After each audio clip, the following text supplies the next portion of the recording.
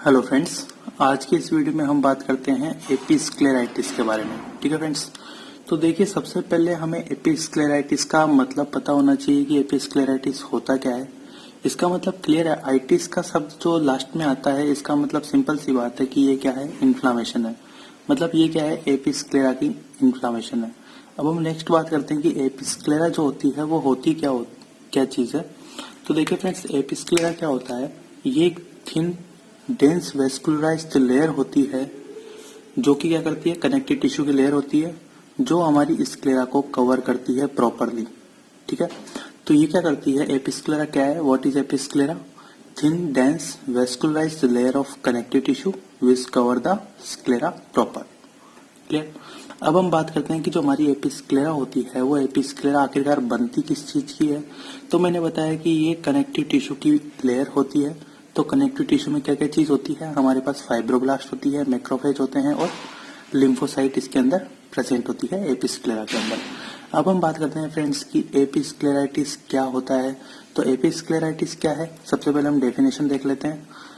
तो ये benign recurrent inflammation है एपिस्क्लेरा की। ठीक है, जो क्या करती है, इन्वॉल्व करती है हमारे पास किसको, टेनन कैप्सूल को भी इन्वॉल्व करती है। एक्चुअली आपको जो शब्द दिख रहा है यहाँ पे टेनन कैप्सूल, तो टेनन कैप्सूल आखिरकार होती क्या चीज है।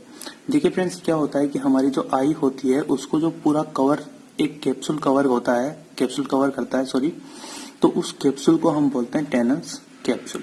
ठीक है, तो इसमें क्या होता है एपिस्क्लेराइटिस के अंदर कि एपिस्क्लेरा के अंदर तो इन्फ्लामेशन होगी, साथ में जो टेनन कैप्सूल है उसको भी इस इन्फ्लामेशन में इन्वॉल्व होना पड़ेगा। ठीक है, और ये जो एपिस्क्लेराइटिस है ये एक बिनाइन रिकरेंट इन्फ्लामेशन है। ठीक है, कौन सी कंडीशन है, बिनाइन जो है बिनाइन कंडीशन है। ठीक है फ्रेंड्स, आगे हम बात करते हैं कि एपिस्क्लेराइटिस का मतलब ये नहीं होता कि इसके अंदर स्क्लेरा भी इन्वॉल्व है, मतलब स्क्लेरा का भी इन्फ्लामेशन है, ऐसा नहीं है। अगर स्क्लेरा का इन्फ्लामेशन हुआ तो उसको हम बोलेंगे स्क्लेराइटिस, बट इसके अंदर स्क्लेरा इन्वॉल्व नहीं है तो इसको हम बोलते हैं एपिस्क्लेराइटिस। ठीक है, दूसरी बात हम करते हैं कि जो एपिस्क्लेराइटिस होता है ये यंग एडल्ट को ज्यादा अफेक्ट करता है। अगर हम मेल फीमेल रेशो देखते हैं तो 1:2 होता है, मतलब फीमेल के अंदर 2 टाइम्स ज्यादा चांस होते हैं एपिस्क्लेराइटिस के एज कम्पेयर टू मेल। ठीक है, अब हम बात करते हैं इसकी इटियोलॉजी के बारे में। इटियोलॉजी में सिंपल सी बात कि जो एपिस्क्लेराइटिस होती है इसके कोज का हमें नॉर्मली पता नहीं होता है, तो हम बोलते हैं कि ये इडियोपैथिक है। ठीक है, इसके अलावा अगर हम बात करें कि कुछ डिजीज होती है, फॉर एग्जाम्पल हमारे पास हो गया गाउट हो गया, सोरियासिस हो गया, या कनेक्टिव टिश्यू की डिजीज होती है, उनके अंदर भी एपिस्क्लेराइटिस होने के चांसेस बढ़ जाते हैं। अगर हम बात करें कि एपिस्क्लेराइटिस हाइपर सेंसिटिविटी कंडीशंस में भी हो सकती है, और अगर हम बात करें कि इन्फेक्शियस एपिस्क्लेराइटिस जो होती है, मतलब कि कोई इन्फेक्शन हुआ है किसी बैक्टीरिया वायरस की वजह से, जो है आपको इन्फेक्शन हुआ है और उस कंडीशन में आपके एपिस्क्लेराइटिस हो सकता है। तो कौन कौन सी कंडीशन होती है, तो इन्फेक्शियस एपिस्क्लेराइटिस की जो कंडीशन होती है उसके अंदर है हमारे पास हर्पिक जोस्टर वायरस के कारण और एक है हमारे पास सिफिलिस के कारण। ठीक है, इन दोनों के कारण भी एपिस्क्लेराइटिस होने के चांसेस बढ़ जाते हैं। ठीक है फ्रेंड्स, अब हम बात करते हैं इसकी पैथोलॉजी के बारे में। जैसा कि आपको पता है, नॉर्मली आपको पता है एपिस्क्लेराइटिस मतलब क्या हुआ, इन्फ्लामेशन ऑफ एपिस्क्लेरा। तो इसके अंदर क्या होगा, इसके अंदर सिंपल सी बात है कि जो एपिस्क्लेरा होता है उस एपिस्क्लेरा के अंदर लिम्फोसाइट का इनफिल्ट्रेशन हो जाएगा।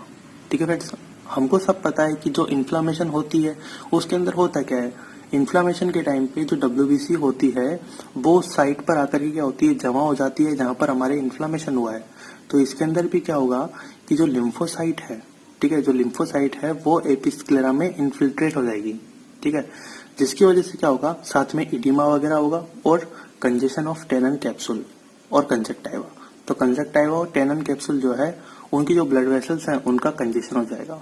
ठीक है, तो ये हमारी इसकी पैथोलॉजी होती है कि एपिस्क्लेराइटिस आखिरकार होता कैसे है, वो मैंने आपको बता दिया। अब हम बात करते हैं कि इसके क्लिनिकल फीचर क्या क्या है। क्लिनिकल फीचर की बात कर लेते हैं। तो फ्रेंड्स, अभी मैं आपको डायग्राम दिखा दूंगा कि होता कैसे है इसके अंदर एपिस्क्लेराइटिस के अंदर। तो हम क्लिनिकल फीचर में अगर हम देखें,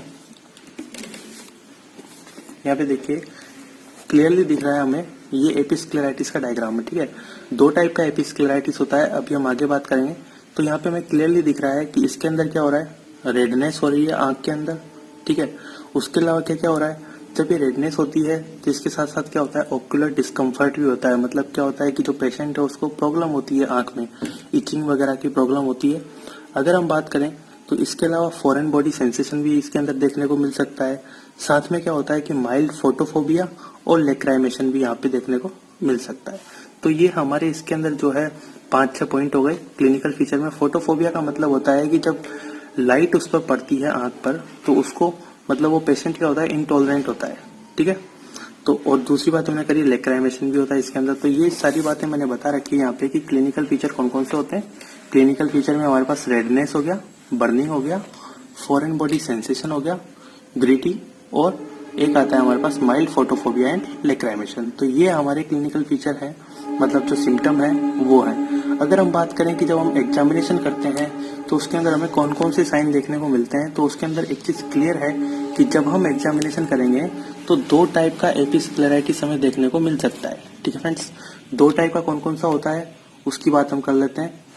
एक होता है हमारे पास कौन सा, सिंपल एपिस्क्लेराइटिस, या जिसको हम बोलते हैं डिफ्यूज एपिस्क्लेराइटिस।